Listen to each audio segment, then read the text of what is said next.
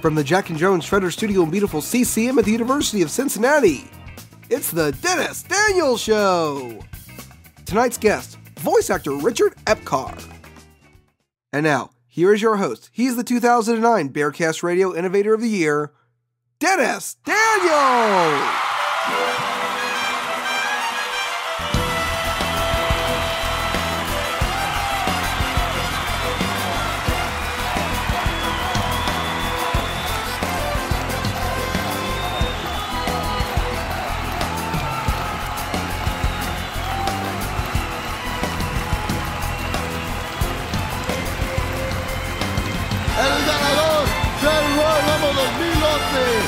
La Santa de Excelencia, Alberto.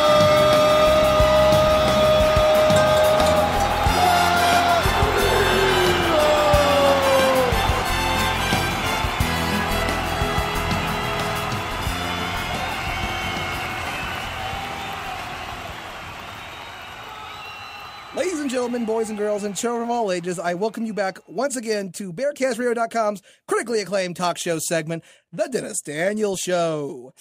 I am your host. I am the best damn talk show guy, period, and BearcastRadio.com's Innovator of the Year for 2009, Dennis Daniel. It's me. Clap it up, clap it up, clap it up. Oh boy, guys, I gotta tell you, last time on this Daniel Show, it was amazing. We had WWE superstar and current Intercontinental Champion Kofi Kingston. Oh wow, I mean, he was so nice, even though my goofy co-host John Pokemon tried to ask him for some weed because he looked like Bob Marley. Bob Marley, why? Again, I don't control what he says or what he does. You know, I'm not all gotta let him be a free spirit. But sadly, gosh, I really wanted to do this. He's not here right now, man. He's not. Or the Digimon to my Myotismon, the Bossmon John Pokemon. But of course, he's not here. He's out on a date with his girlfriend Ashley. You blow off our guest today for Ashley, John. You see her every other week. What in the world is wrong with you? You must be smoking the marijuana or something. I don't know. I'll tell you what, man. You are missing out, because today on the Dennis Daniels Show, I tell you what, this has got to be one of the biggest undertakings on the Dennis Daniels Show that we have ever done. And if you thought the war with Kaiba was kooky, this is going to blow it right out of the water. Today I'm going to start something I like to call Project Lupin. Well, I know we've had a lot of great guests on my show: Wendy Lee, Rebecca Forstad, Eric Stewart, Pat Fraley, Kyle Aber, all great voice actors with all these great shows. But I'm going to tell you all a little story. It goes a little something like this. Will Smith. I think that's a Will Smith reference there. Can't believe his son or daughter might be an Annie in a remix. Can you imagine that? They sing the It's a Hard Knock's Life. And then he goes, trying to restart his career. Anywho, back about 2005, back when I was in high school, I was kind of in a slump, an anime slump, if you will. Sure, we had Dragon Ball Z and Rurouni Kenshin and Pokemon and Yu-Gi-Oh! But when you turn 13, all this kiddie stuff starts to get old and repetitive. I needed something brand new, something refreshing. Can't watch all that 4Kids stuff all your life. As an anime fan, it gets dry. Drier than the driest pack of salt. So I got a friend in high school named Buddy. I miss Buddy. But he would record the Adult Swim programs for me, and I would watch them. And the one I really wanted to see was Inuyasha. I heard Inuyasha was a great show. Now, I was a starting off anime fan at this time. Well, after Inuyasha was done on the videotape, he accidentally picked up this one little program called Lupin III. And I tell you what, seeing that first episode changed my life. It changed my life. Lupin III. For those who don't know, it's the story about a handsome thief named Lupin III. Hence the name of the show, Lupin III. But what makes him unique is he's the world's greatest thief. He can steal anything. He could steal the curly hair off of my head if he wanted to, without me knowing. Oh, he makes those Ocean's 11 guys look like amateurs. If he was in that, it'd be done in like 5 minutes. Credits. That'd be great. That'd be actually pretty great. It was a great show, you know. It was funny. It was smart. It was clever writing, clever acting, clever storylines. It was amazing. And it changed something in me. I became obsessed with Lupin. I had Lupin fever. They got Lupin fever. He's got Lupin fever. She's got Lupin fever. We're in love. This show, it was just so amazing, you know? And I mean, the voice actors, they just brought it to life. I could not get enough. I ran out. I bought my own video cassette. I set my timer to record it. I bought the CDs, both the original soundtrack and Sideburn Club mix. Both great CDs, by the way. Got them on my iPhone right now. That was almost 6 years ago. And after I saw the 26th episode of Lupin, they relooped it back to the beginning. I mean, it gets great, but you have to find out what happens next. And then I find out that it's on DVD. So my first anime con, I run out, I buy the first DVD. It was like watching it for the first time all over again. Got hooked on it, you know. Got to keep the train on rolling, get more. And then, you know, after you got near the end, it's kind of depressing. You know, I mean, waiting each month for a new DVD to come out, it's kind of a killer, man. It's like, ugh. And then they came out with a movie, Lupin III: The Secret of Mama. That was a great movie. I loved it. It was so funny, witty, smart. You know, you saw Fujiko naked. That was awesome. It was awesome. I know I'm a pervert, but you ever notice that Lupin's laugh kind of sounds like George Bush's, like Lupinification. Funny talk he does. This guy sounds like an idiot. But I digress, you know. And then, of course, what's a master thief without his henchmen? Or sidekicks, you know. He had a marksman, a samurai, a hot piece of ass. And I'm not afraid to say it. I will say it in the webcam. Fujiko is freaking hot. She's contributing to global warming because she's hot. I know. And I love Zenny Guy, you know. We couldn't catch him, but hey, he's funny. Comedic relief. Hit a loaf of bread and it broke a window in France in the Christmas episode. Hilarious. This is what Lupin has done. It revitalized my love for anime. And now that I am the host of this very popular radio program that specializes with anime voice actors, let's try to get them all on the show. So we're doing a little something I like to call Project Lupin, a 4-part series of the Dennis Daniels Show, where we're going to have each member who did a voice in the Lupin show on our program. First one today, oh my gosh, this guy makes Dirty Harry look like Elmer Fudd. I'm talking, of course, of Daisuke Jigen, a master marksman with a .3 shooting time. You know, he can just point it out, boom, you're dead. Boom, you're dead. He's a simple man with simple likes, you know. He likes steaks. He likes classical music. He likes his gun. You know, it's a Magnum. A Magnum. If I could bring one in here, I would, but they got this stupid no firearm on campus crap. I have no idea what that is. But if there's any guy, you know, forget Billy the Kid, forget Jesse James, forget the Butch Cassidy and the Sundance Kid, Jigen is the man with the gun. And we have his voice actor on the show today. Today on the Dennis Daniels Show, we've got none other than Richard Epcar. And I tell you, he's had such a wonderful career, you know, aside from doing Lupin. He's best known for his works on Robotech, the Mighty Morphin Power Rangers, Ghost in the Shell, Digimon, Bobobo-bo Bo-bobo. But you know what? I can't describe it good enough. So I've thrown together a little demo reel like I did with Rebecca Forstadt. So let's check out some of the many roles of Richard Epcar. Now here's what transpired when Etemon expired. Listen up, baby. I'm sure you all remember the battle I had with Metal Greymon. I'll tell you, he's one tough dinosaur, honey.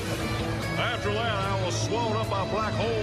I think I gave it indigestion. My digital information was scattered throughout the universe. I pulled myself together and chilled out for a while in Digimon Limbo. My information was chopped, mixed, whipped, and pureed. I felt like a 4-speed blender, honey. But I refused to return to the digital world until I was bigger, better, and had a full head of beautiful metal hair. Now I'm back to get my revenge on you, Digidestin. I got the low-down, dirty, revengeful. Ow! I'm talking big-time Digidestin. Enough! I just got started there, you oversized footstool. Look, this is your Walther. It's a great gun, and the double action it has makes the P-38 the best automatic pistol in the world. The ballistic course of the Parabellum is real stable. It's a classic, no doubt about it. Except that your Walther doesn't shoot mags. For that, you gotta have a 357. Like this, the good old Smith & Wesson 357 Magnum, a classic with cojones. I noticed something about that gun that Beauty was waving around yesterday. It's got a Venturi built on it, and that's used for cooling the barrel so that the heat won't affect your aim. It's state-of-the-art. Your Walther P-38 was originally manufactured all the way back in the 1930s. All I'm saying is Beauty's got a 44 Colt A Python that was made only a few years ago, and that's a difference. You do the math, Lupin. Call me Bobobo. But it's Bobobo-bo Bo-bobo! You sure helped me out, bud. Hold on. My name is Bobobo. Please don't call me Bud. Call me Bobobo. Sure, Bobobo. Call me Sir Boy! Sorry, but I'm a hard guy to know. Who wants hair to grow? The poet named Bobobo. Some world-class assassin you turned out to be. I'm undefeated, unstoppable. I bet I could even kill Batman. You don't need to be a Yakuza to go to the headquarters of the Yakuza. But we'll need weapons, right? Listen, I want to get something straight before we go. What is it? We're only going to question them, right? Do you like the Yakuza? No, I hate them. So do I. But we're just asking questions, right? Like I said, you don't need to be a Yakuza. Yeah, to go visit the Yakuza. But you also said we're gonna need weapons. I have a family, you know. I don't mind going by myself. I'll go with you because we are partners. But promise me no shooting. We'll go and have a little chat and try to avoid shooting as much as possible. Are you happy now? That's all I ask. Let's go then, partner.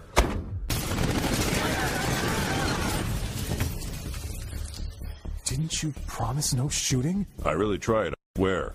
They pulled out their guns. I tell you, that is some demo reel that he's got there, and he was the Joker. He wanted me to remind everyone he was the Joker. I like his Joker. I like Mark Hamill's Joker. They're both very, very good Jokers. But if I had to pick my favorite, it'd be a tie between both of them, like Kevin Bacon.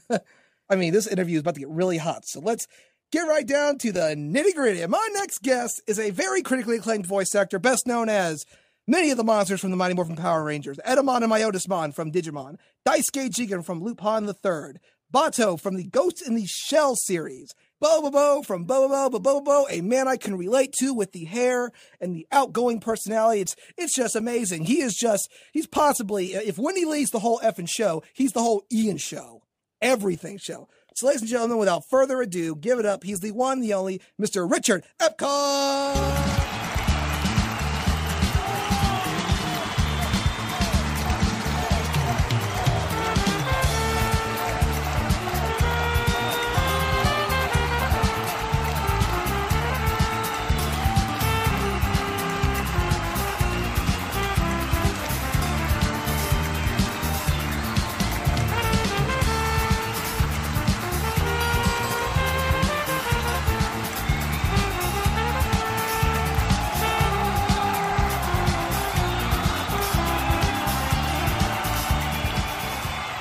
Mr. Epcar, you can't see me now, but I'm salsa dancing right now. And that's a Tornado from the original soundtrack. I tell you, I've had that thing for 5, 6 years. I like those little sound bites you had from some of the shows. That was a lot of fun to hear that. I haven't heard a lot of that stuff in a long time, especially the Digimon stuff. That was so much fun to do. That song is stuck in my head.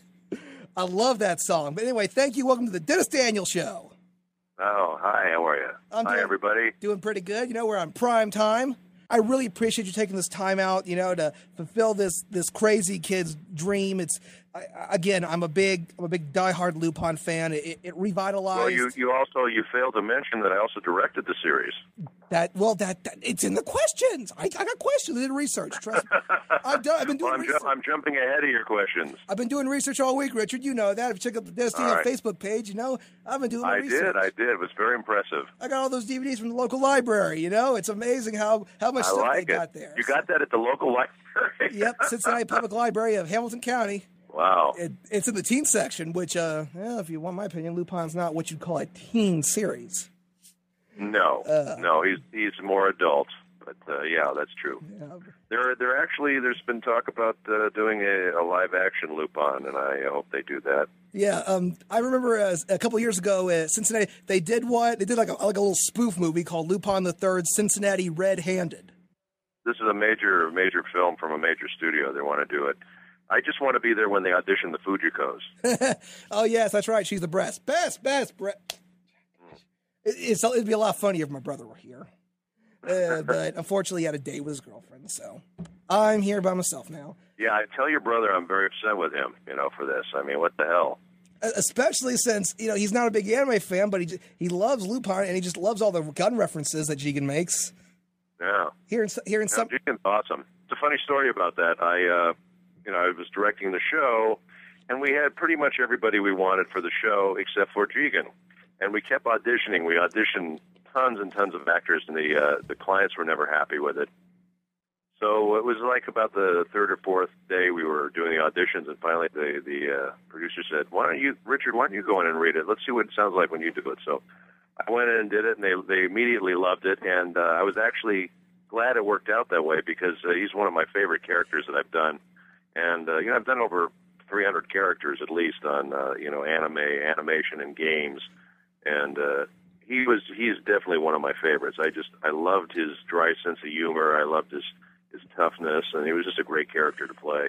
I don't think anyone could replace you as Jigen, Richard. I mean, Funimation, when they released all the Lupin movies, and they had Chris Sabat as Jigen, and I don't like to nitpick at Chris Sabat. He's a great voice actor, did Piccolo from Dragon Ball Z, but something he said every time he talked to Lupin, he called him boss. Boss? Are you kidding me? Well, after watching the Jigen dub, you can't expect Jigen to call Lupin boss. It's like Rocky and Muggsy from the Bugs Bunny cartoons. I'm expecting Lupin to go, "All right, Jigen, turn it off the light." All right, you mugs. Exactly. Well, I appreciate that. I mean, listen, it's like everybody has their favorite. Like you were talking about Mark Hamill and I both do the Joker. And, a lot of people like Mark and a lot of people like me. I mean, it's, and I have the same thing with Kingdom Hearts. I play Ansem Xehanort in that. And Billy Zane originally did it in the first one. And I've replaced him in I've done about 5 of them now. And there's a bunch more coming, I think. I'm a huge James Bond fan. And I remember when Sean stepped down and Roger Moore came in. And I like Sean better, so I can understand fans feeling a certain way about a certain voice actor or actor playing the part that they enjoy. So I completely get that. Well, like I said, between you and Mark Hamill, it's a tie for both of them. Like in the commercial with the guy who likes Kevin Bacon.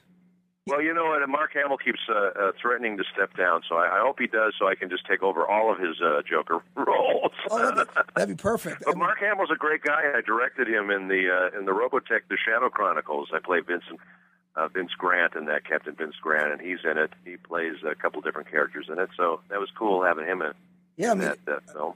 It's really cool.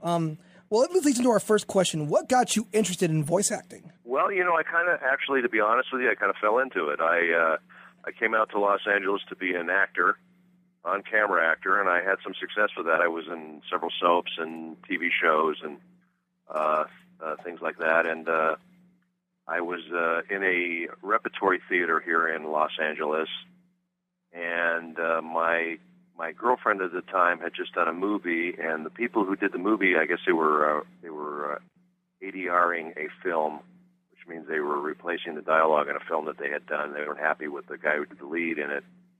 And so they asked her to come in and read for some parts, and she said, well, do you mind if I bring my boyfriend with me? And they said, sure. And so I went in there, and they said, have you ever done this before? And I said, oh, I've done it a million times, and I never did it before in my life. And I got the lead. I did the lead guy, and they liked what I did very much. And so from there, I started doing other jobs, and then it wasn't long after that I did Robotech.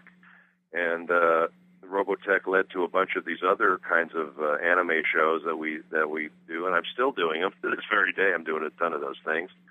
Got to make that money, Yeah, well, anime is not all that lucrative, to be honest with you. I actually make more money on the games and the animation, the original animation. But there are some great shows, like Ghost in the Shell is just a great show, and the writing and everything is just wonderful. And And I'm very proud to be part of that. That's just a great show, and I love playing Batou. He's a great character also.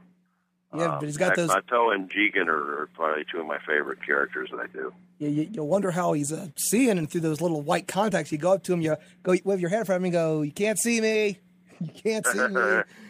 You can see it pretty well, all right. Actually, I have this thing on my Facebook, the people that have befriended me, and they know that I have this thing, and it's called Who Would Win, and I always put these different characters up there, and people get really impassioned about it. It's just fun for me to see the different responses, and one of the things was who would win, Batou or Jigen, and I got about 60, 70 people writing me, telling me their thoughts on the whole thing, so it was kind of funny.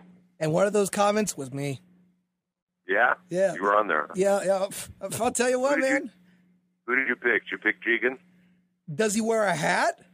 Yes, of course. Is the sky blue? I don't know. Batou's cybernetic, though. He's pretty tough. He can go invisible, too. That's the other thing. But Jigen's, again, 0.3 second accuracy. You could talk for a sentence and boom, he'd be dead. Yeah, well, if he could get off a shot, he would have a good chance of getting Batou. But Batou's pretty tough. He's got that magnum, though. He's like I said, he makes Dirty Harry look like Elmer Fudd. Well, he's got a deadly wit as well as a deadly gun and deadly aim. So we had a lot of fun with that show, and everyone was just spectacular. And the funny thing about it was, Tony Oliver and I worked together since Robotech, and I just thought he would be perfect for Lupin. And we had some problems with him in the beginning, not with him, but with the clients. The problem was a lot of these clients, they grew up with this cartoon, so they had a certain voice in their head, what they wanted to hear. And, that's totally understandable. If you grow up hearing Bugs Bunny sounding a certain way, and you go to another country, you kind of want them to sound similar, you know what I mean? They had a problem with it, and they kept wanting me to replace him, and I kept fighting for Tony. And now that I hear finally he won their hearts, which I'm so glad about. But, when I listen to the show today, I can't imagine anybody else playing that part. I just thought he did such a great job on that. I can't imagine anyone else. You as Jigen, Tony as Lupin, Michelle Ruff as Fujiko, Lex Lang as Goyama. I tried watching the manga release of the Castle of Cagliostro. It didn't sound right. I really wish that Funimation would pick it up and not use Sonny Strait or Mike McFarland or Christopher Sabat. Take you guys and dub that like you did with The Secret of Momo. I would love it, too. And there was a recent Lupin thing that they did, and I'm not sure if it was those guys or not, but it came out. I guess it didn't get great, reviews or anything, but they did it somewhere else, and I was really disappointed because it was a CGI version of Lupin. It was a brand new one that came out, and I was so hoping they were going to let our team dub it, and they didn't. They went somewhere else, and the weird thing about the Japanese business model is, in the United States, if you own a character or a show, basically you own the rights to everything, whether it's television, film, print, videotape, games. And in Japan, there are different companies that own the same characters, so that's why you have different companies that'll do the game, and different companies that'll do a film, and different companies will do a TV series, and oftentimes they cast it the way they want to cast it, which is understandable, but it's not so great for continuity for the audience, and I just think it's kind of a weird thing, but that's the way they've been doing it, so we're not going to change them at this point. Well, again, I still think that you guys should have jumped on the boat with that. I saw a while back, it was called the Fuma Conspiracy, but it didn't say Lupin, it was Lupin. I guess the original, how the original is said in Japan, but it didn't sound right. It sounded terrible. Storyline was pretty good, but, like Charlie Berkeley said, that voice acting was terrible. That's a terrible. I can't have no guy doing Jigen that doesn't sound like Richard Epcar. Richard Epcar being Jigen, man, not being on them. That's for knuckleheads. Well, I'll tell them to talk to you next time they want to. Yeah. Tell them to hop on over here, and we'll convince them. You'll set them straight. Yeah, I will set them straight. BearcastRadio.com. This is the Dennis Daniels Show. We've got Richard Epcar on the air. If you got a question, head over to AIM at DJ Bearcast and shoot us a question. We got tons of listener questions, more than record force. So that's cool. So the fans can actually text in or write in a question. Yeah. Oh, that's awesome. Interactive. I want to put in a plug for a new show I'm working on. It's not anime, but it's original animation. It's for Nickelodeon. Go right ahead. Airbender: The Legend of Korra. It's the sequel to Avatar, their animated series that they did. Good. If it's done by the same guys who did the first one, and not M. Night Shyamalan. Were you just blowing your nose? What? No, I was all. Yay, bacon! I was doing the crowd. We're gonna put. Oh, I see. We'll put the crowd in the podcast. Don't trust me. It sounded like the crowd had hay fever. I wasn't sure what was going on there. No, it's kind of hard when you're the only one in here by yourself. Once again, I'm very upset with John. I want you to let him know that I'm going to send Jigen over there with his. Do that! I would so freaking. Actually, I wanted to do like a parody of one of the DVD menus where we have all 4 episodes of Project Lupin on there, and we had how they had the silhouettes translating back and forth, and I wanted to pair Jigen with John because he loves guns, Jigen loves guns, John's a pretty good shot at a gun, Jigen's probably a better shot at the gun, and it would have been really awesome, but I gotta figure out how to rip that off the DVD menu, of course, but or I might just do something totally different there. Now, we've had both Wendy Lee and Rebecca Forstadt, who were also involved in Robotech, and we talked about their experience on that. What was it like working on it, and what was it like working with the late great Carl Masick? Well, Carl Masick was a great guy, and it's really too bad that he left us way too early. I mean, he was a young guy, and for that to happen was really sad. He basically created. There were other shows. There was Speed Racer and Gigantor and shows like that were happening at the time. But let's face it, those shows, they were kind of fun, but they were kind of funky. And when he put Robotech together with 3 different series, basically, and cut it together and made it cohesive somehow. And he basically was the granddaddy of all this stuff that we're seeing now. I mean, he introduced a lot of the American audiences to this sort of thing, and the show just blew up.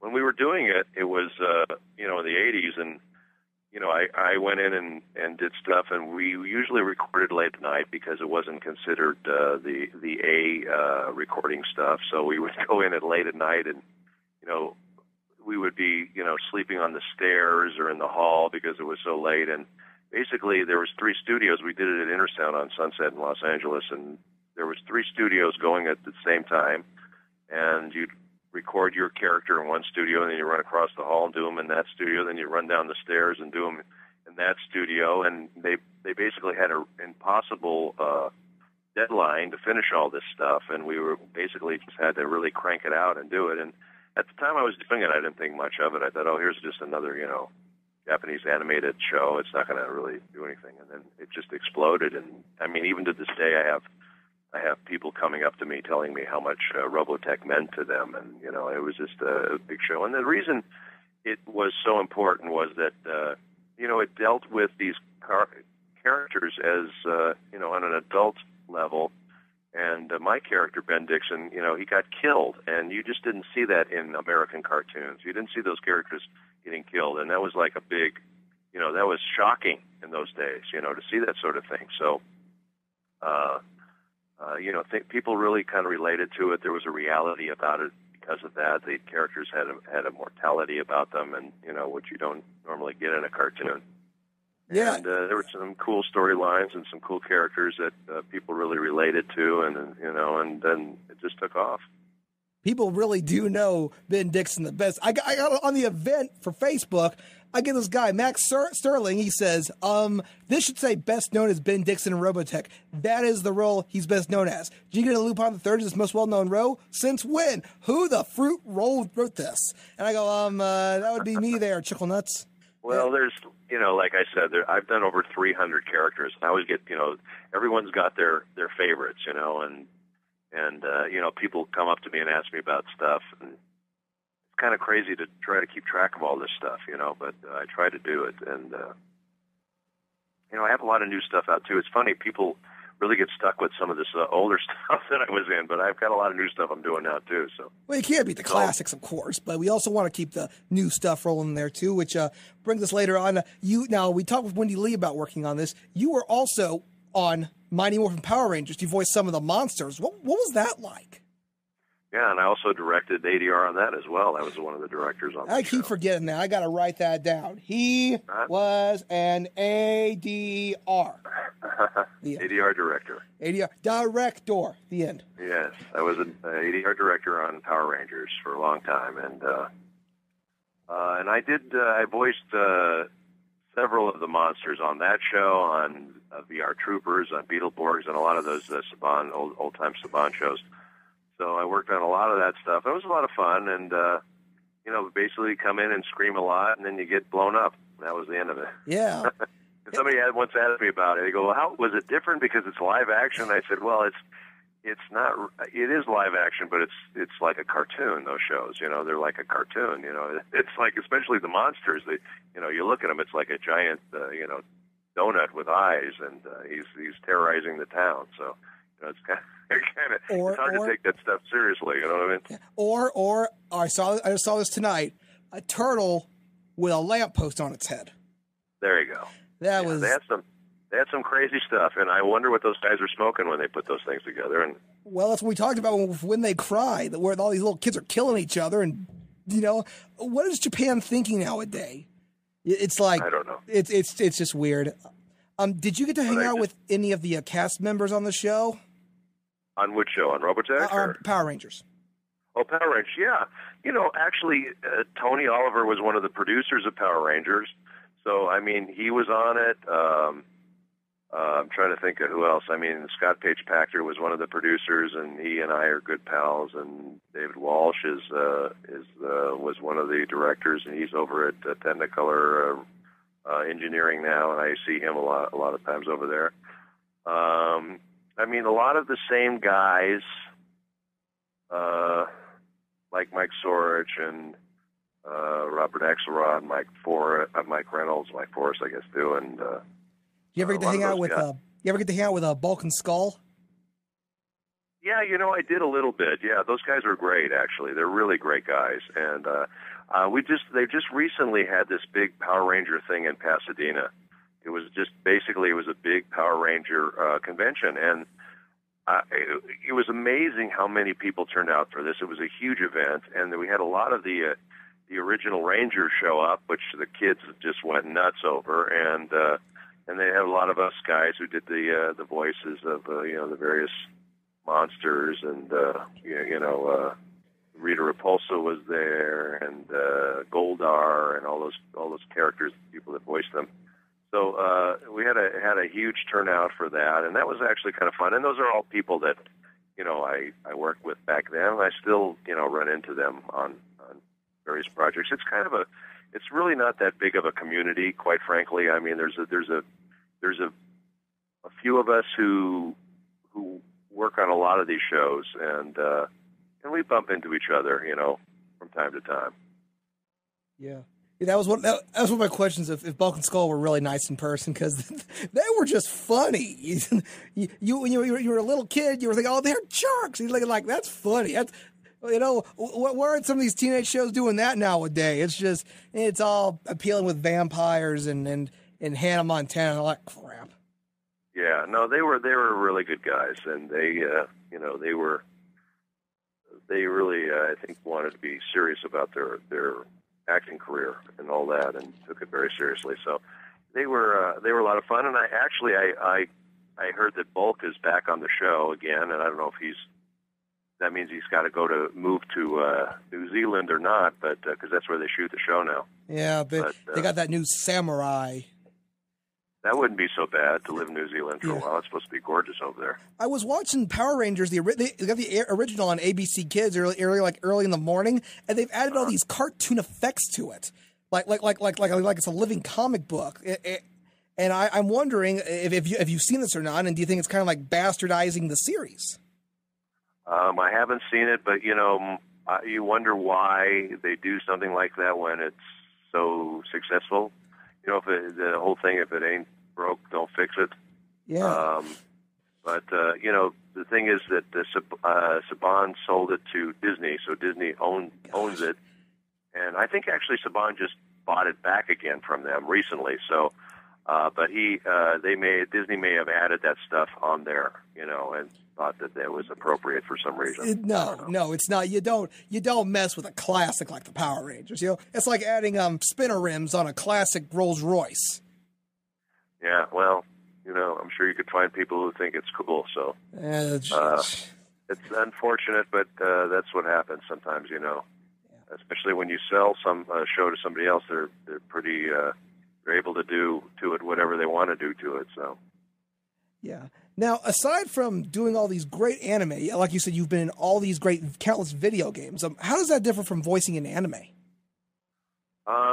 Well, for one thing, you know, the anime has already been created, so basically you're lip syncing to the characters, so you're trying to fit the dialogue into the mouths of the characters, which is actually a lot harder than doing original animation or games, because when you go in for that, you basically are just doing the character, and then they animate all that stuff around you. Now, you've also been in several television commercials, and I saw this one last night. It was a Coke Zero commercial, and I don't know, you play this father who's like rage quitting and trying to bust down the door. You break in, you kind of look like a Patrick Warburton there, but yeah, I know. What are you talking about, Jay? Yeah, that's a compliment for Patrick Warburton that he looks like you. Oh, thank you. I actually like Patrick Warburton very much. I think he does a great job. Yeah. I wish they did some more with Kronk. But what was it like being in a live television commercial and not voicing for it? Oh, it was great. You know, I've done a lot of acting. As I said, I came out here to be an actor, and I was in a lot of soaps, a lot of television, and I did that for a long time. I'm also a stage actor, so I did a lot of that. And that commercial was really a lot of fun. And I'm hoping that one day it will actually come to America. It's showing all over the world, but here right now. And I just think that's that would be a great Super Bowl commercial. That should definitely be on the Super Bowl. Yeah, it should. It was a great commercial. It is a great commercial. It looks like a Michael Bay mini movie. You know, it's just it's got all this action and stuff in it. It's pretty cool. Also, as the explosions in the "Come on the Bay," Michael Bay, boom. But the cool, I mean, it was we shot that in Buenos Aires, if you can believe that, and that was actually a lot of fun. I was there for a week doing that commercial, and they treated us like kings, and we had a really great time, and it was just really fun. I think the spot came out great, and I would love to work with these guys again. They just did an amazing job. Yeah, Buenos Aires is Maui Bonita Mis Amigos. Poor favor. It's beautiful, and the best, if you eat red meat, which I do on occasion, it's the best beef I've ever tasted in my life anywhere in the world, and I've been all over the world. Yeah. And it's just amazing. And everyone said that to me, and I said, oh, come on, I can't eat it. I was eating it for breakfast, lunch, and dinner. It was so good. I mean, I've never had beef like this before. It was just amazing. You know, they just don't put all the crap in it that we do over here, you know, the hormones and the chemicals and all the other garbage, and it's all free range. And it's just, you know, I don't know what they do, but it's just amazing. I know, but you gotta love those chemicals. That's what gives it that chemical kick. You know, it's like bottled water. It's like bottled water. You gotta. It's like maybe the chemicals by themselves. I don't know, but in the food, I'm not so crazy about chemicals. I don't know. I bet you get this asked a lot. What is your favorite role you've ever done? The next one. Yeah, good question. Good answer. You know, but as we were saying earlier, it's hard. You know, people ask me that all the time whenever I go to conventions. That's like the number one question, and it's a hard thing to answer because my characters are like my children, you know, and it's hard to say, oh, I like one over the other. And when I go in the booth, I always try to do, you know, my best work. You know, no matter if it's a piece of swill or if it's the greatest thing in the world, I always try my best and try to do a good job. So it's hard, you know. I mean, I mentioned earlier I love doing Jigen and Batou. Those are two of my favorites. I'm really enjoying working on this Kingdom Hearts game. I was Skywarp in the Transformers War for Cybertron, and that was really fun to be part of that. I was the Transformer franchise, which I wrote 2/3 of the series Robots in Disguise and played Armorhide in that. So it was really cool to be back with Transformers again. These are all just very different characters. Mod Nation Racers, I don't know if you're familiar with that game or not, but I played this character called Biff Treadwell, who's kind of like Will Ferrell doing Anchorman. He's just insulting his color man the whole time during the game, and just making all these comments about him and belittling him and doing practical jokes to him. And the writing on it was just fantastic, and it was like doing an incredible show. We worked on this thing for like 2 weeks, and it was just so much fun. Every day was a joy to go to work. And of course, Joker. It was just so much fun to do the Joker. He's an iconic character. And I got to work on a couple of the Star Wars games. That was great. And there's just tons. There's a character. I don't know if you're familiar with Dynasty Warriors or Samurai Warriors, but I played this character Dong Zhuo in it. And he's this huge guy who's into women, eating, and drinking. And really, what's wrong with that? Absolutely nothing. There's another one. I play Ziggy in Xenosaga, and that's another popular one people like a lot. And that was a great character because he was like RoboCop. There was although he didn't speak like a robot like RoboCop, but there was a sense of pathos about him because he lost his family, and then he killed himself, and they reanimate him and make him do their bidding basically. And it was just fun as an actor to play a character like that who's just has those different levels going on, and it just goes on and on. There's just so many wonderful characters. I love playing. What the hell was it? In Koga and Zangetsu at Bleach, I played those guys, and I'm enjoying this new character I'm playing in Airbender, and it was in Etemon. You mentioned Etemon and Myotismon at the beginning. I love playing those guys too. They were just great. There's just a lot of great characters. I gotta say, if you refer to them as your children, that must be one messed up family. Have you seen The Monster at all? I play Inspector Lunge on that. That was kind of a cool show. I gotta see that. Kind of heard it's good. Yeah, it's very good, and I'm a completely different character in that. Yeah, it's just fun. There's a lot of them that are just really, really fun characters. Now, there was this one quote from the Lupin III movie, The Secret of Mama. I'm pretty sure I've told you this 1,000 times. It was a Jigen line, and it was when they were being interrogated it's when Jigen and Goemon are being interrogated. And they refuse to talk, and then the one general guy, he goes, "Mess with me, and you're messing with America." And then you go, "Oh yeah, is that so? And which America would that be?" He goes, "Which one?" "Yeah, the beacon of freedom and opportunity, or the bastion of blind arrogance." I love that line, the passion in it. It was just amazing. You should have won an Oscar for that performance. Well, thank you. I appreciate it. All that emotion. You didn't expect Jigen to go off the handle like that. Well, he obviously hit a nerve, and Jigen responded. But that's the cool thing about acting is you just become these characters, and then the stuff just comes out of you. Sometimes you don't even know where it comes from. Like in the Joker, I was doing the Joker. I don't even know where that voice came from, to tell you the truth. It just came out of me, and he was just really kind of a crazy character. So that audition was incredibly wonderful.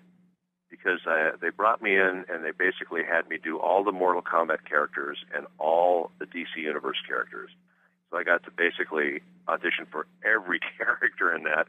And they had the Warner Brothers guys on the line, and they had the DC Comic guys on the line, and they're basically really digging everything that I did, which was kind of cool. And as I left, the casting director said to me, well, if you could do any of those characters, which one would you choose? And I said Joker immediately, because it's funny, I'd never even thought of doing the Joker, but when I was there, this thing came out of me, and I thought, I don't know what happened just then, but it was really fun, and I really loved doing that guy. So it turned out I got to do him and Raiden, so that was very, very cool, and I was very happy. It's a win-win. Win. You can't beat that with a stick. No, and I thank the beautiful my dear, lovely friend Bridget Burdine, who cast me in that. It just passed away recently, unfortunately, but it was hit by sad. Hit and Run, and she was a wonderful, wonderful, beautiful lady, and we'll all miss her very, very much. She was a big friend to all of us voice actors. Yeah, that's sad. No, I'm sad. Okay. It's terrible. It is terrible. She was a great lady. All right, back to comedy. I gotta ask this: what was it like being Bobobo on Bobobo-bo Bo-bobo? Speaking of comedy, well, that was a funny show, and believe it or not, they asked me 5 times to do that character, and I turned them down every time. And I just, at the time, I was really busy. I was doing a lot of stuff, and when I kind of saw what it was, I mean, it's a guy who fights crime with his nose hairs. I go, what? And they're telling me about all this crap, and I don't know. I just thought it was really silly, and I didn't particularly want to be involved with it in the beginning. And they finally wore me down, and I agreed to do it. And actually, I'm really happy I did, because we just had so much fun with that character. He was just insane. Talk about insane characters. But he, the hard thing with him was he did so much yelling, and then he would go into that falsetto voice for the little girl character he would play. So that was like really nuts to go back and forth like that, and that was a tough one. It was a lot harder than you would think doing that character, but it was fun. We had a good time, and we had a lot of laughs, and unfortunately, they wouldn't let us make it as funny as I think the show could have been, and they tried to make it, try to homogenize it too much. So I think it could have been a lot funnier than they allowed us to do it. And they had the most unique names for attacks. It was always Super Fist of the Nose Hair, then some kind of crazy goofy line. like one would be Super Fist of the Nose Hair, crazy unconventional interview with voice actor and crazy kid. Exactly. Yeah, that's what this show would be. That might be a title for the show. I don't know. Might have to think about that. Now, many of you might not know this, but you were on an episode of TLC's Clean Sweep, where you have to wrestle with getting rid of some of your James Bond memorabilia. What in the world was that like? It was pretty crazy, actually. That whole thing, it's so funny that you mentioned that, because we get stopped in the streets for that. I mean, more people have seen that than anything I've ever done in my life. And it's just so funny to me. It's like, that's the pinnacle of my career, being on Clean Sweep. But the funny thing was I was looking for an actor, actually, and I couldn't find him. And I was calling and calling. We were doing Fighting Spirit, which was another show that I directed and played Coach Cam McGowan. I don't know if you ever saw that or not. That was actually kind of a cool series about boxers. And one of the guys who was in the show, I was trying to get a hold of him, and I couldn't reach him, and finally he called me back, and I said, "Where have you been? I've been trying to get a hold of you." And he said, "I'm at the Hilton." I said, "What, are you out of town?" He goes, "No, I'm in town." So, "You're staying at the Hilton? You're in town?" He goes, "Yeah, the show called Clean Sweep's doing my house, and they're redoing two rooms." And I said, "Well, that's kind of cool." I said, "Could I do that?" He goes, "Well, I'm not sure if they're doing it anymore, but, here's the number." So I called over there, and the lady said, "Well, I'm not sure we're going to be doing the show anymore." And I said, "Okay." And I gave my information. I didn't think much of it. And like a week later, she called us and said, we'll be interested to come see your house. I said, "Okay." So I told my wife, but I think she forgot about it. And then she answered the door, and they're there with the cameras and the whole thing, and she's freaking out and going, "What's going on?" And so anyway, they said, "We'd love to do your house." And I said, "Great." So it's a really fun show if you've ever seen it, but they basically make you take everything, the entire contents of 2 rooms, and dump them out on your front lawn, which the neighbors, I'm sure, were thrilled about. And there's just like a ton of crap, and you just don't, if you live in a house like we have, we've been here for about 24 years in this house, so we had a lot of crap, and you just don't even realize how much. Hey, can we see that in the air? Well, it's after 10 o'clock. What the hell? Say ass. Say. I would never say ass. I would never do that. So we put it out on the front lawn, and you have to go through it all. And my wife is kind of a pack rat, so she wanted to save everything, and I wanted to actually get rid of everything. But it was a lot of fun because they fix up 2 rooms and make it look real nice. And he was trying to get rid of my James Bond stuff, but the thing is, he would like put it in the trash, and I would just go get it and put it back in the room. So and now looking around, I've got like 10 times more James Bond crap than I even had during the show. So. What kind of memorabilia are you talking? What are we talking here? How much stuff? You mean? What kind of things do you have? I've got. First of all, I got like 1 sheets from every Bond movie. You know, the movie posters. I've got 3 action figures. I've got Roger Moore and Sean Connery and Pierce Brosnan. I've got the car, a model of the car. I've got books out the wazoo about James Bond, and I've got all of the movies, and I mean all of them, every single one of them. And you know, there's just a ton of stuff that I have here. But you know, I'm a big Bond fan. I love Bond films. So, and I actually got to cast. Ellen Stern, my wife, and I got to cast Quantum of Solace game for Activision, and that was kind of cool just to work on anything James Bond. So that was neat for us to do that. You ever get to meet any of the James Bond characters? Any of the people who play James Bond?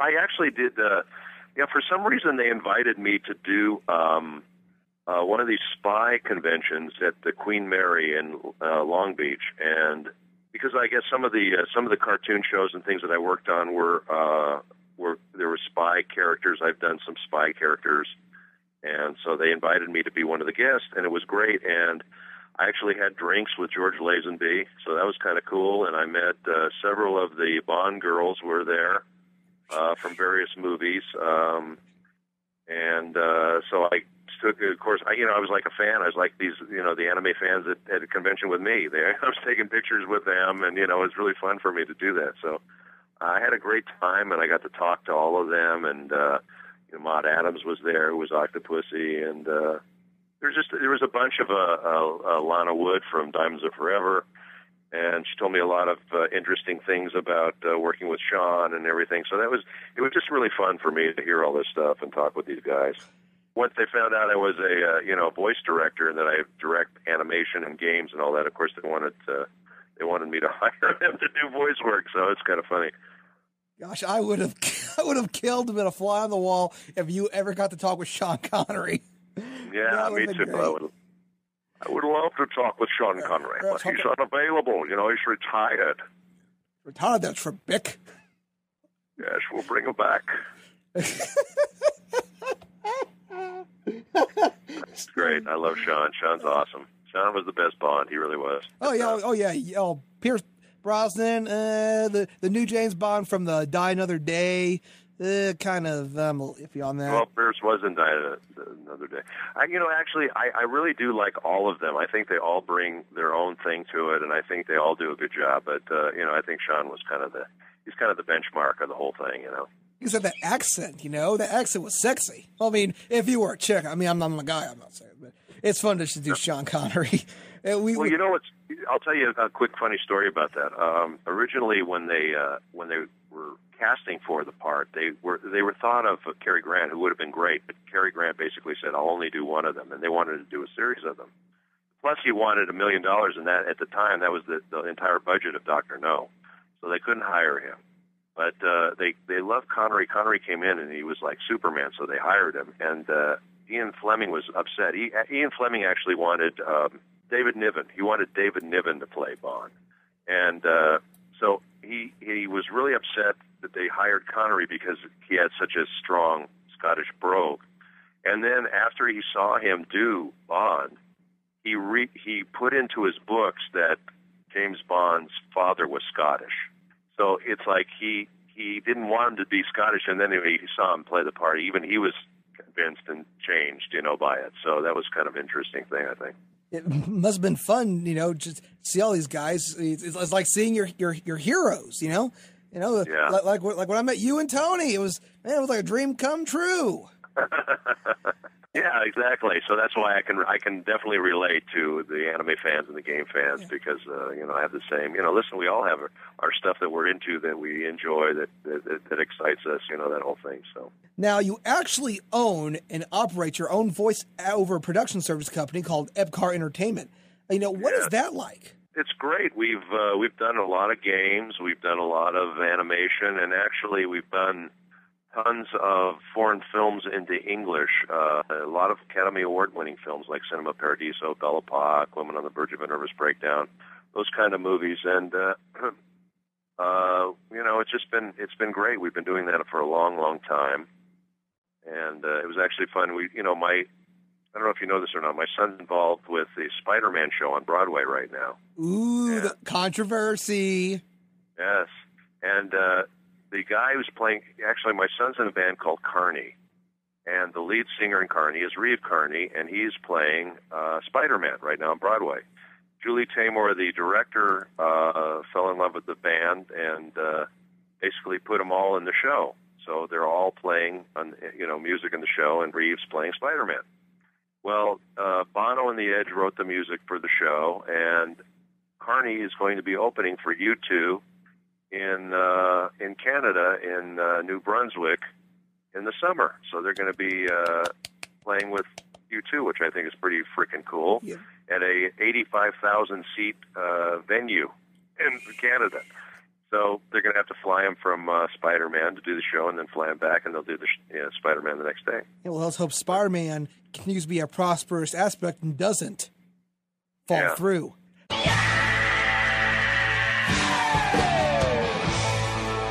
That's a CSI Miami joke. Lord, I apologize for the... You need to have some of those, sound effects at your fingertips that you can just plug into. Yeah, I know. BearcastRadio.com. This is the Dennis Daniel Show. We've got Richard Epcar on the air. Now, I know I shouldn't ask this because he's not here, but my brother, John, he's a very, very big Call of Duty fan. He picked up Black Ops. He loves it, and I read that you actually do several additional voices in there. What's it like working on a Call of Duty Black Ops? It was freaking awesome. I play Adams, and I play the interrogator on that game, and I just was thrilled to be part of that because it's a huge, huge title.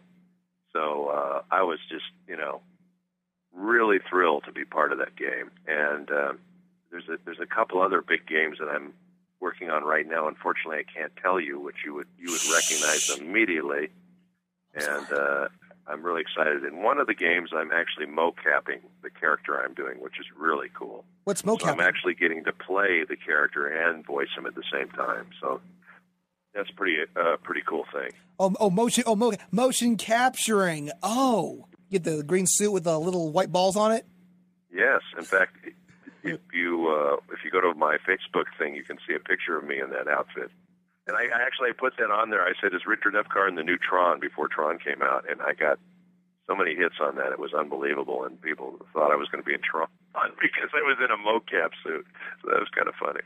That's got to be crazy being in a I'm going to be honest. I would not look good in a mocap outfit. Well, not too many people do look good in those things. They're pretty silly looking. But I had so much fun doing it. And I felt, you feel like an actor again because you're acting the part out instead of just voicing it. You feel like an actor when you voice it too, but I'm just talking about being, playing the character as opposed to just voicing the character. So it was kind of fun to do that. Well, it must be fun to learn how all this video game magic happens. It's you wonder how does it all come full circle, and now you're experiencing it. I used to wonder what was it like to interview some of the people I grew up watching, and now I am. And there you are. It's full circle. I just worked on a big film. Unfortunately, I can't talk about that either. But it was the interesting part about it was that even in a motion picture now, they're using this mocap stuff instead of makeup. They basically just mocap the characters, and then they can go back and they can CGI the whole, character onto you. So it's just pretty nuts now what they're doing with this technology that they have now. I see it. It's on my Facebook. Hey, you look pretty good. You look a lot. It would just look like a big old orbiting solar system if I put it on. Oh, you're looking at the picture. Yeah, look at it. I need to lose some weight. I know that there are plenty of things you can't talk about. In fact, you were talking with one of me on the phone. I know something I won't tell. I'm not telling it. That's a secret. That's mum's the word. I was just working on a project. That's right. That's why we're a little late tonight because of me. I had to work on this project today. Oh, I've always wanted to go back to prime time. We're going to go back to prime time for Michelle Ruff. So, we're gonna. So hey, self-sacrifice. That's worth it, man. This is Michelle Ruff is prime time. I'll tell you that right now. gosh, I tell you, if she does Fujiko, I'm gonna freaking lose it. I'm gonna freaking lose it. I'm gonna fall on the ground. Well, you can tell her I really enjoyed working with her, and she was a lot of fun. We had a great time. We'll do. Now, are there any series that you can tell us about, or is everything just locked up, lock and key, guarded by Jigen with a gun? So there's a Gundam Unicorn thing that I just worked on. Gundam Unicorn. Yeah, it's a new one, and I play Daigusa in that. Another thing called Huntik, which I play Greer on. This new Dead Space 2 thing. I'm in that one, too. I actually saw a poster for it at the Blockbuster on Clifton. Yeah, and this new thing called Basara, which is actually a Japanese game which we dubbed, which is really cool. I play Kanbei on that, and he's the guy who walks around with a giant ball strapped to his leg. He's got a ball and chain the whole game. It's kind of funny, and he's kind of a prisoner with this thing, but he uses it to fight with. So he just picks it up and he starts twirling around, and he hits 10, 12 guys with it. It's kind of funny. He must be married. Hey-o! There you go. Hey, the ball and chain. What else? We got? I don't want to twist your legs. So if you don't want to tell us, then hey, don't tell us. I mean, if you can't tell us, then I promise. StarCraft 2. I'm Dark Templar in that. There's a new there's a couple of new DC games coming out that I'm on. I can't talk about those though right now. That's cool. It's cool. Don't tell us. Don't tell us. I'm. Have you ever watched the Mr. Noisy show on Cartoon Network? I actually just saw a clip where he's selling shoes. Yeah, the Mr. Men show. I play Mr. Noisy on that show, and that is a lot of fun. And actually, Mr. Noisy is a drummer like me because I'm a drummer also. I'm drummer. I'll have to put a plug in for my band. I'm a drummer for the L.A. River Band, and we're basically a bunch of guys in the entertainment business that love to play music, and we get together. We've been at the House of Blues a few times, and I get to sing and play drums, and just so much fun. We do music from the 60s and 70s, and we just have a blast. It's just, for me, that's my therapy, doing that, Yeah, when we had Rebecca Forrest down on the show, she was Miss Giggles on the Mr. Men show. Yeah, that show. I hope we did 2 seasons, and I hope the show actually in England is doing really well. But Cartoon Network has a habit of moving stuff around so much that no one can ever find it half the time. So I think the show kind of suffered by that, and I hope they do more because we had so much fun working on that show, and it was done with a company named Renegade, and they just did a terrific job on all the animation, and they were just a lot of fun to work with. I think it's on a Boomerang now. Blu-ray, yeah. No, Boomerang. Oh, Boomerang! What is that thing on that streams online? No, it's a Cartoon Network's like a old time cartoon show, like Yogi Bear, a Quick Draw McGraw, Huckleberry Hound, all their old cartoons they aired on there. In fact, they're actually airing right now Ben 10, and they're airing all episodes of Pokemon on there. So I do see the Mr. Men show like it, because I've got such a rich, fulfilling life. It's like 9:30 in the morning. It's after Crypto the Superdog. Yeah, and I'm not going to lie to you. I've tried to watch a couple episodes just to see if Rebecca was in it. Little Miss Giggles is hard to find in diversity in an Abercrombie and Fitch catalog. It's a really cute show, and it's obviously for very young kids, but it's just a really cute show, and I just think it's for little children. I think it's wonderful, and there's not that much stuff on now for little children to watch. It's all kind of getting kind of rougher. Some of this animation and stuff, it's just kind of hard. So, did you ever watch No One? Did you ever see that show? Yes, I've seen a couple episodes of No One. Yeah, I directed that too and played Kamikawa on that. No, I'm sorry, Kuriyama was the name of that character, and that was kind of a cool show. It's always cool when you can get involved, not only from the voicing aspect, but from the directing aspect, so you kind of know what you expect, Well, the real difference is when you're an actor, you basically just kind of have control over your character, your part, to a certain extent. But when you're directing, you have control over the whole project. So it's kind of nice, and being the control freak that I am, I kind of enjoy being a director, and the ideal thing for me is on like these shows like on Lupin and the other shows that I got to do a lead character and direct. It was heaven for me because I got to actually just go in there and do it the way I wanted to do it, and I didn't have to defer to anyone else. So that was kind of a nice thing. Are you expected at any cons in 2011?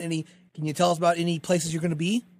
Yeah, let me. I'm going to bring that up right now because I have to see if I can. There's no way I can remember all this stuff, but I will. Yes, that's a very good question. I'm going to be in actually this month. I'm going to be at a con called Vision Con. I'll be there February 18th through the 20th in Springfield, Missouri. In Missouri. And in March, actually in April, I've got 3 conventions I'm going to be at. First one is Teco ShowCon, which is March 31st through April 3rd, and that's going to be in Pittsburgh, Pennsylvania. And then ToraCon, I'll be there April 16th through the 17th, and that's in Rochester, New York. And then Anime Boston, I'll be there April 22nd through the 24th in Boston, Massachusetts. And there's another one called KentuckyCon, which I'll be in June 17th through the 19th, and that's in Sacramento, California.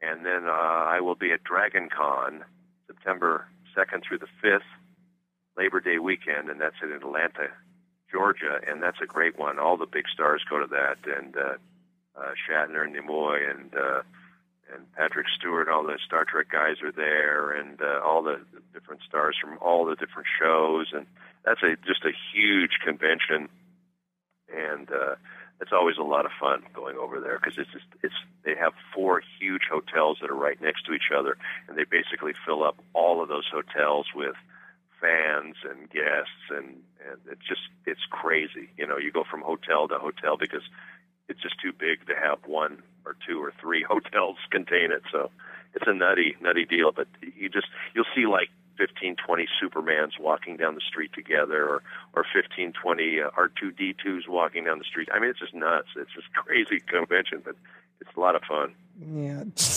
I've never been to a comic book convention. I've been to plenty of anime conventions, but. Me and my bro, we're trying to become guests at these anime conventions for our program because I think we deserve to, maybe some guests, after all the crazy crap we've done on our show. Are you going to be at any of those conventions I mentioned? Sadly, no. However, the 3rd week in March, we're going to be meeting guests at ANG Ohio, which is a small animation and gaming convention. Yeah, no, I've been to that convention. They're great guys, and I think I was there last year.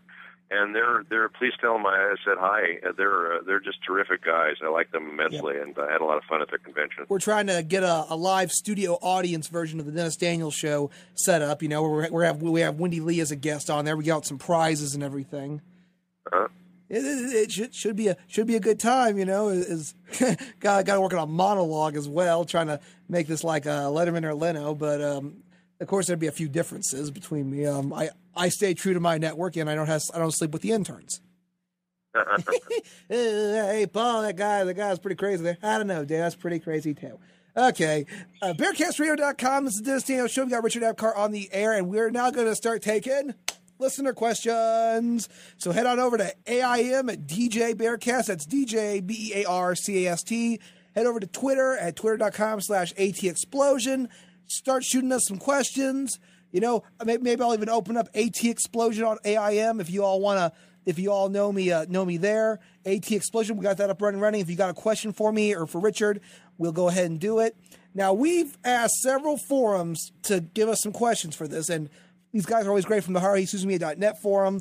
We got a couple questions from them. Our first one's from Yuki Pones 00.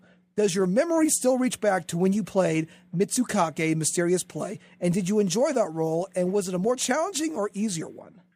Well, boy, that is a long way back. I mean, that's a long.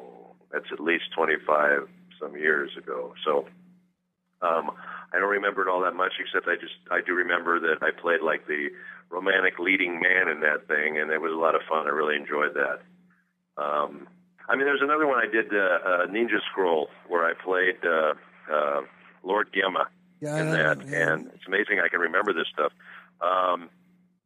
But Lord Gemma, I'd never seen the show, and I worked on it 20-some years ago, and I finally went to a convention. This is kind of a funny story. I went to a convention, and I told them I'd never seen it, so they gave me a copy of it.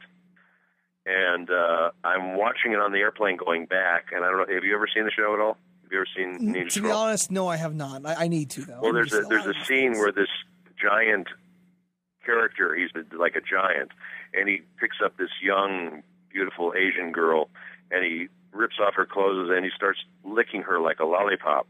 So I'm on the plane, I'm watching this, and there's like all of a sudden I'm like really aware of the people sitting around me, looking at my screen, seeing me. They must have thought I was like, oh, this guy's a pervert. What does he watch? So I like closed and watched it later. And actually, the movie is incredible. It's really good. But that one little sequence of it was kind of strange and a little embarrassing on a plane, to tell you the truth. That was as shocking as finding out Jason from Power Rangers was in an adult film. Was he? Yeah, yes. If you go on knowyourmeme.com and see childhood destroyed, or type in childhood, you'll see all these references. And there's a picture of Jason, and he's doing an adult film. I'm like, Jason, no. And I'm like, don't go there. Don't go there, Jason. What are you doing? Wow, that's pretty crazy. If I had seen that when I was a little kid, I would have just died.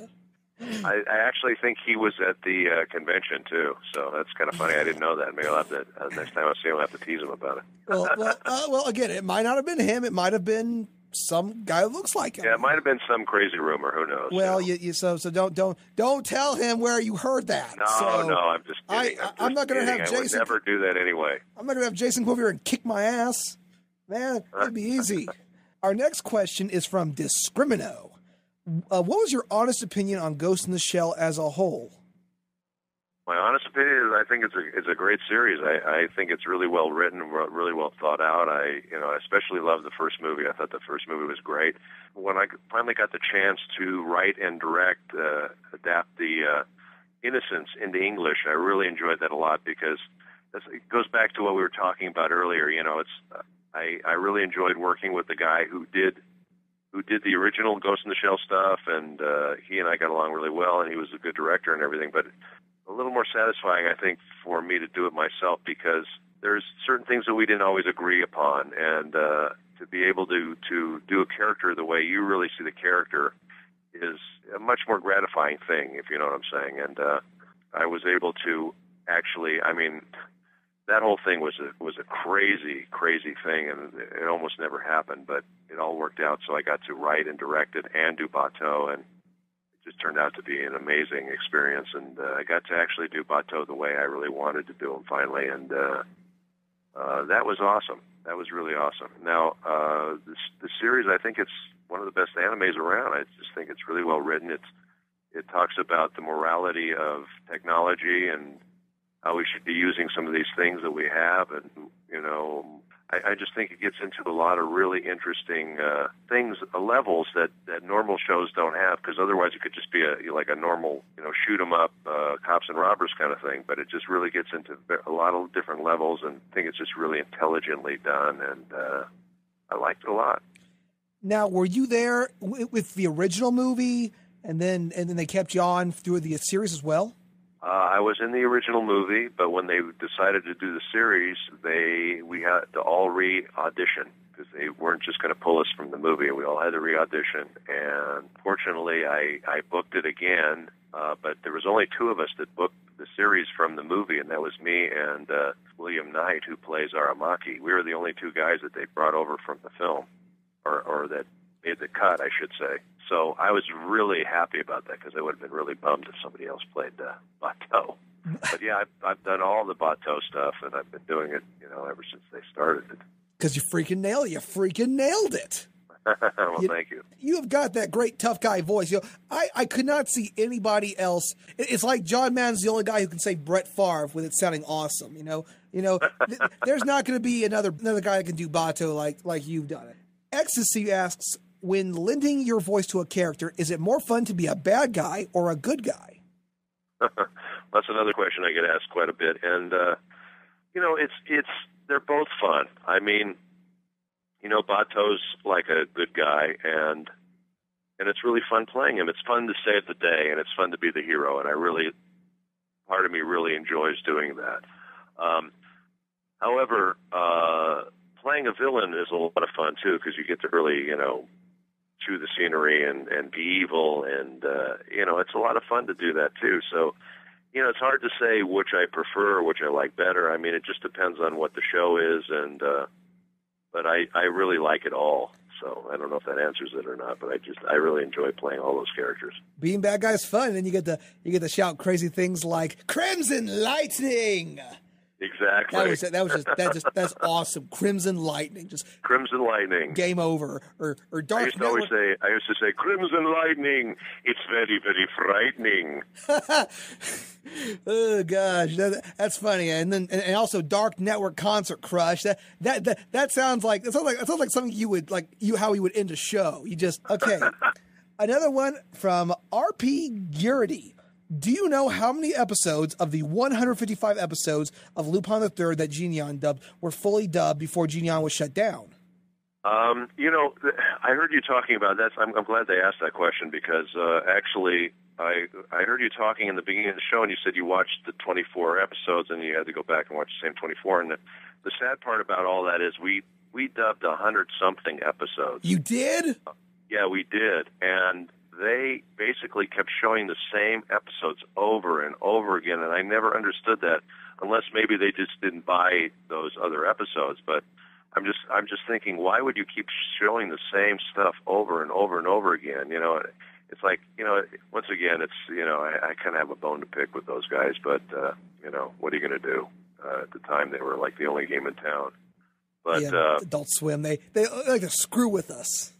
Yeah, I think so. I don't know. I'm not really sure what their deal is, to tell you the truth. I don't agree with their programming policies at all, but, I guess it's, in a way, it's worked for them. They do pretty well. But there are a bunch of them. I don't know the exact number. What happened was there was a whole other series that we started to dub when they kind of went down, and I know we didn't get quite through that entire one. I think we're about 2/3 through that other set of shows, and it was just a little different than the ones we had been doing before.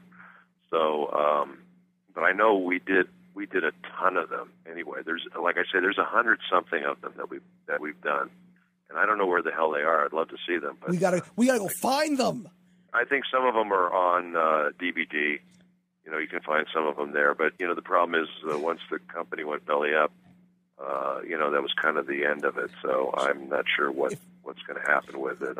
I'm hoping somebody else picks it up, buys it, and does something with it because it's such a great show. It is a great show. It's a great show, a great movie, a great video game, which of course, you were ADR director on The Treasure of the Sorcerer King. Yes, I was. You're right. I found that at GameStop for $5. Are you kidding me? $5? That game was great. You got to play as not only Lupin, but you got to play as Jigen and Goemon. And playing with, I always pick Jigen because he's got a gun, but of course Goemon had a sword. But then again, playing as both, I played it twice to play as both. So there you go. But we got to find those. I think it ended. The DVD run ended at Baton Deathmark. And then after that, they did a promo for Everybody Loves Ramen, but after that, can't find a thing. Yeah, I know, and like I say, it's tougher now because God only knows what happened to all those episodes and all those DVDs, and I don't know, because the company just basically stopped doing what they were doing. So it was kind of a shame, and I was sorry to see them go. They were they had some good titles and they did some good stuff, and I did Pat Labor with them and some other shows too, and it was just I was sorry to see them go. It's the lost legacy of Lupin III. We gotta find it. I tell you what. If we had DeLorean, we'd go back. I go back to figure out where they put them, then take them, come back to the future and re-release them. I tell you, I want to see what. I hear there's one episode where Lupin faces Superman. Yeah. I'm like, what? Yeah, there's some crazy stuff. They were a lot of fun and some of them were just really well thought out and imaginative, and and I loved Zenigata. We had so much fun with him, and we just had a blast. Gosh, if anything, after I have you try to get Michelle Ruff, I gotta get Lex Lang, I gotta get Tony Oliver, and then I gotta get Zenigata. I just gotta get him. Well, I hope you do. I hope you do. He's kind of gone out of the business, unfortunately. He was an exceedingly talented guy, and he just didn't have a lot of luck after that, after Zenigata, unfortunately, and he's left town, so good luck finding him. I hope you do. He's a great guy. That'd be probably the greatest thing. Super Salty asks, if you could voice any anime character in any series, who would it be and why? Well, once again, I've been pretty lucky. I've done some really great characters, so I don't know who I would love to do something on Bebop. I didn't work on that. I worked on the game, but I didn't really work on the show, and I would have loved to have done something on that. And I love, you mentioned Patrick Warburton before. I love his Venture Brothers character. I'd love to do that kind of a character. I thought he was just a terrific character. And but other than that, I mean, I can't really think of anything. If they ever do a James Bond cartoon, I'd love to do him. Or I love doing Joker, and I'd maybe like to do Batman too. That would be fun to do him as well. But I don't know. As far as any anime characters, I've done a lot of anime characters, and I've been, like I said, been very fortunate with a lot of the different characters I've been able to play. So I'm pretty happy with that. Their next question is, and I laughed when I heard this, do you know of Lupin III, the abridged series? The abridged series? They did an abridged series. Apparently, you ever hear of Team 4-Star? No. Oh, well, they do this very popular abridged series, Dragon Ball Z Abridged. And one of the guys, Kaiser Neko, originally did a Lupin III, the abridged series. And it's making fun of Lupin, and he does everyone. He even does Fujiko on there. So if you type in YouTube Lupin, or go to YouTube and type in Lupin III abridged, pull up some of the episodes. It's some of the stuff Jigen says is pretty. Watch the parody of a Cursed Case Scenario where they try to steal the Tutankhamun mask. It's really messed up. Well, actually, I got a clip from the abridged series of. You got to hear this. This is some crazy crap. So here's a small clip of what Kaiser Neko did to Jigen. Remember one thing, Lupin. The otter is now attacking your head. I'm gonna go eat 100 hamburgers now. Later. That was from when Jigen was smoking that pipe in a Cursed Case Scenario. Yeah, we had a few jokes about that ourselves. I have outtakes from Lupin III, which I take to the conventions with me. I have outtakes from that and from Bobobo-bo Bo-bobo, and I play those at the conventions, and people go batshit over that. They love the outtakes. Gosh, I would see that. I would kill to see that. What's one of them? Huh? What's one of them? Just tell me one of them. I want to. They're all just hilarious. They're just hilarious. You have to see them within the context, But and then of course they're all rated R too. But it's just we had a lot of fun doing that, and because I was the director, we were able to do it. And then the funny thing about it was, we started doing it, and we had so much fun. I had the actors, and I actually started writing some of them and having the actors do it, and then I would play them for the producers. The producers fell out, and they thought it was so funny. So then they came back to me and go, we want to do these, as Easter eggs for the DVD. So then they were like making us do outtakes. It was like really crazy, and I'm going, oh, this is great. Do I get paid anymore? No, you don't get paid anymore. We have to come up with all this. It's like, oh, great. So I made a lot more work for myself. But it was fun. We had a lot of fun doing it. I would kill just to be able to watch those. Well, you'll have to come to one of my conventions that I'm at, and you'll see it. Gosh, I guess uploading them to YouTube's a big no. There actually are a lot of outtakes from No One on there, which we did, which are hilarious. Also, you should check those out because they are pretty funny. But the shows, it's really funny when you're familiar with the show, and then you see it. That's really funny. Do you have any funny stories that happened while voice acting around a convention? I do have a funny story, actually. When I was first brought in to do Kingdom Hearts, I was in the booth, and it was the first day I worked on it. And actually, by the way, the reason I got the part of Ansem in Kingdom Hearts, not too many people know this, but when I don't know what happened with Billy Zane. I don't know if he was unavailable, or if he wanted too much money, or if they didn't want him anymore. I'm not really sure what the deal was with him, but when they were going to go and recast the role, the producers, the Japanese producers and the Disney producers, I guess, were asking who does Batou, does the voice of Batou in America, because apparently the guy who does Ansem in Japan is the guy he's the voice of Batou in Japan. So when they said Richard Epcar, so that's basically how I got into that part. So it's kind of funny. So anyway, I was there. I showed up, and I'm doing the lines, and there's about 5 or 6 Japanese clients in the booth and 5 or 6 Disney clients in the booth. And I would do a line, and the engineer would push the talk back and say, "Just a minute." And then all these guys would talk to each other for about 5 minutes, and they come back on the talk back and say, "Can you do that line a little slower?" And then I do the line a little slower, and they go, "Just a minute." And they would talk for 5 minutes and come back and say, "Can you do that line a little faster?" And this went on all day long, and then finally we had a break, and the engineer comes out of the booth, and I said to him, "How did Christopher Lee deal with that?" He said, "They did it to him once," and he said, "All right, I'm going to tell you how we're going to do this. I'm going to read the script from the top to the bottom, and then I'm going home." And that's exactly what he did, and I thought, how cool is that? I wish I could do that. It's funny, I do get from the fans sometimes about it, and there's people that love me, which is great, and then there's people that are just really loyal to Billy Zane, which is fine too, but they get really aggressive about it. And the thing is that when I went in to do it, I didn't know anything about the game. They didn't play anything for me with the game, so I didn't really know what the thing was. And the way I did it in Kingdom Hearts 2 is the way I was directed to do it. So, as I've done more and more of them, I've become a lot more, evil and mean and all that stuff. And that's what I'm talking about with being an actor. With directors, you basically have to do what the director wants you to do. So that's basically what I did, and I got a lot of flack about it sometimes from the fans, the Kingdom Hearts fans. But once again, I have a lot of fans that love the way I do it, and so I'm happy about that. You can't please everybody, obviously. You can please a lot of people a lot of the time, but you can't please everybody some of the time, or you can't please nobody any of the time. Everybody all the time. That's what it is. Right. Yeah. Do you feel that maybe the reason that Jigen shut down was because of the rise in piracy in the anime industry? This is something we talk about with a lot of our guests on the show. What's your view on piracy in the anime industry?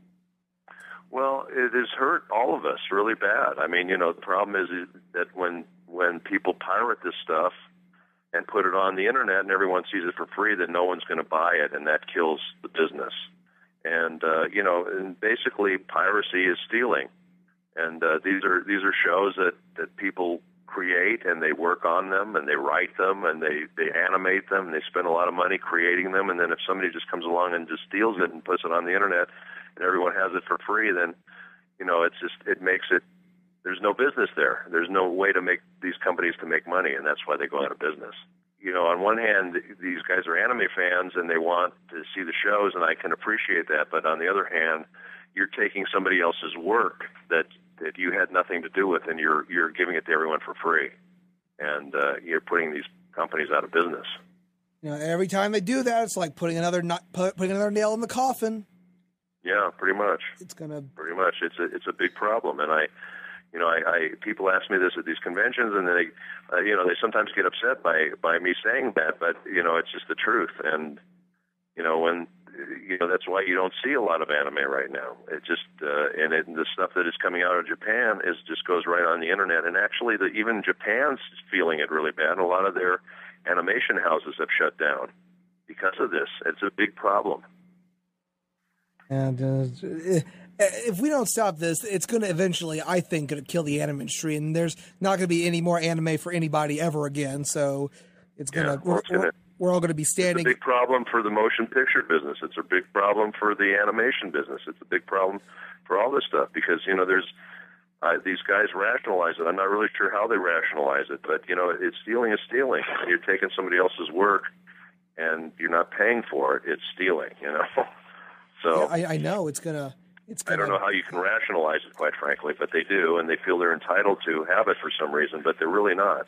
Everyone I know, money is really tight nowadays, and we're all still wondering how Bernie Madoff swindled most of us out of our money. But the fact of the matter is this: if you can't afford it, then buy it. I mean, I know money's tough. I mean, at least watch it on YouTube or Hulu where they at least give some of the advertising revenue back to the companies. That's what killed Lupin, you know? It wasn't because they just said, we're not going to make it anymore. We're going to say, screw it. You know, that's why the episodes are lost and gone forever, maybe, possibly, unless Funimation picks it up. And if they do and they use the original guys, if they use Krillin and Piccolo and Master Roshi to dub, it's going to be abysmal. You know, I hope, Richard, it's my hope that you and Michelle and Tony and Lex and whoever Zenigata's voice was, they find him, they all bring him back. If Funimation does pick up... You find him wandering aimlessly through the Sahara Desert. Yeah, Sahara Desert. He's got his trench coat over his shoulder. He's wearing a black suit. Why are you wearing a black suit if you're in the desert? That makes no sense. I don't think Zenigata dressed for the appropriate occasions, but if they're gonna find him, bring him here. You know, we want to see what happens after the last DVD ends. You know, okay. I mean, sure, we got more with the Secret of Mamo and Treasure of the Sorcerer King, but I want to see what happens next. I love dubbed. I like dubbed anime, but I want to see it in the way I grew up watching it, not bastardized by these people who are trying to get their cut in the industry. Yeah. No, I hear you. I'm out of breath there. Whew, poor Faber. I just let you rant there. It's okay.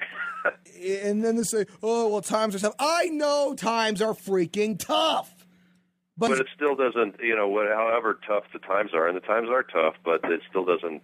It doesn't make it okay to steal somebody's work. Yeah, if you are a true anime fan, you will bite your tongue and you will pay like the rest of us do. It's hard for people to pay when it's online for free, That's part of the big problem, and it's been killing the industry.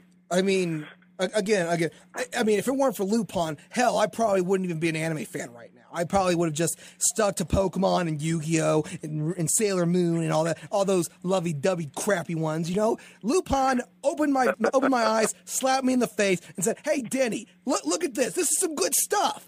And it is. It's one of the best shows I've seen. That's why I'm doing Project Lupin. It was the one anime that, said, hey, there's great other programs out there besides what you see on Kids WB or 4Kids or Cartoon Network. Yeah, no, it was a great show, and I really loved working on it. And we had so much fun creating it. We really did. And I hope somebody at some point, maybe they'll make some new original ones, And, National Treasure 3, The Quest for Lupin episodes. There you go. Let's go find those. When you go find those, I'm about to actually just go over to Japan, find Monkey Punch, and ask him where in the world they are. I don't know if you know anything about me, but I'm 6'6". I'm a really big guy, and Monkey Punch is a tiny guy, and we took some pictures with us together, and he was with some entourage from Japan, and he spoke very, very little English, but I said, I really want to have copies of this, and I never got them, and I was kind of bummed out about it because I really wanted to have those pictures. But he was really nice, and I think he was really excited that we were doing his show in English and everything, and so that was kind of cool. And he was great. His whole idea was just wonderful. It was as popular as Pokemon and Gundam over in Japan, and it's still popular. I mean, you see all kinds of Lupin cosplayers. You see guys doing a bridge series of this stuff. Lupin's not dead and buried. They even did a Case Closed crossover with Lupin. I would love to see the Case Closed cast and the Lupin cast from Jigen smacked together in one. That would be a clash of epicness, the likes none of us have ever seen. Okay, our final question, and I mean, I'm looking. I have no other questions. No one's bugging me. It's probably because it's 11:30. Nobody gives a crap about me anymore. Oh no, Richard, no, it's terrible. That's true. Everybody loves Jigen. That's no. You're being a knucklehead. What is your? Yeah. I got that low down. Get that song out of my head. You get stuck in there. That was so much fun because I actually got to go in and sing, and that was really. I got the low down, dirty revenge. Hey, I want you to. Can you send me that thing as an MP3? Oh yeah. Oh hell yeah. Please send that to me. I'd love to have it. That was awesome. The sad thing was I found that entire episode on YouTube, and they never released Digimon on DVD. That was the sad thing. Wow. No, I did buy the movie. I did buy the movie though. Isn't that crazy? I don't get it, but whatever. It was classic. I'm sorry. What was the last question? The final question is, what is your favorite line in any series you recorded? That is, I mean, of all the characters you've recorded, what is your favorite line? Once again, over 300 characters. Been doing this for almost 30 years. It's kind of hard to remember all the lines, but there is one line from the original Ghost in the Shell movie that I love, and it's they arrest this guy, and Batou says, "A stupid dickhead doesn't even remember his own name." And I just love that line. It was just kind of funny. Yeah. And it kind of stuck with me for some reason. My favorite from all time, Jigen from the first episode, "Let the good times roll on." Yeah. That is just. Oh, there was a kind of a thing that I put in there too that I it was my thing that you know Jigen always says, "Let's bounce," and that was kind of something I came up with, and I just put that in there. And now I'm hearing a lot of people saying it all the time. It's kind of funny, but at the time when we were doing it, nobody really said that. I just kind of came up with that as his catchphrase for "Let's get out of here." Yeah. And I guess "Let's get the F out of here" that doesn't sound as good as "Let's bounce." Well, I don't think they would have allowed that on Cartoon Network. But, they showed a chick half naked. What more could they have? What more, and I even think they didn't even air the episode where they try to find Hitler's treasure. Yeah, I know. It was like I said to them, "Are we really going to do this?" You know, they said yes. That was kind of scary. And Lupin had to pretend he was Hitler. That was painful. That one was painful. Well, it touched a very sensitive nerve. Yes, absolutely, it did. And the real kick in the crotch was the treasure, which is a bunch of his failed art drawings. Yes, exactly. Oh boy, that was. But I have to say, Fujiko's probably one of the hottest cartoon characters around. So she was great. Yeah, I love Fujiko. Oh yeah, I tell you, man, if I ever get Michelle, oh my gosh, it is going to be game over. Oh gosh, she's just so hot, man. I mean, I don't get like this around any other anime girls. It's Fujiko just is my bread and butter. Yeah, Fujiko's awesome, and I thought Michelle's voice was perfect for her. She just did a great job. Gosh, but man, I tell you, Fujiko, she'll steal your heart and your wallet. It's like exactly, that's exactly right. It's just messed up. But again, Jigen is timeless. It's classic. He'll continue to live on forever in the hearts and dreams of all the people who have watched Lupin III. You know, again, Richard, thank you for being on my show, and thank you for doing Jigen. Pleasure. I bow before you and your greatness. I love Jigen. Thank you. Jigen will always be one of my personal favorites. So thank you. So this has been the Dennis Daniels Show. Until next time, good night, Jigen. Good night, buddy.